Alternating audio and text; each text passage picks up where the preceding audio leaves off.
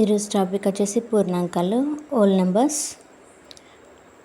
సహజ సంఖ్యా సమితికి సున్నాను చేర్చిన పూర్ణాంకాల సమితి ఏర్పడును. డబ్ల్యూ అనే ఆంగ్ల అక్షరంతో సూచిస్తారు. సున్నాకు పూర్ణాంకం. పూర్ణ సంఖ్యలు పూర్ణాంకాలు కావు.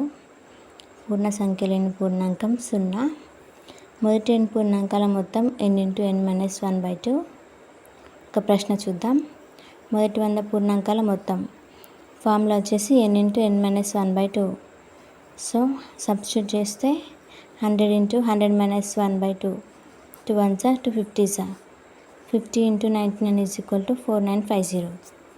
ఇంకో ప్రశ్న చూద్దాం.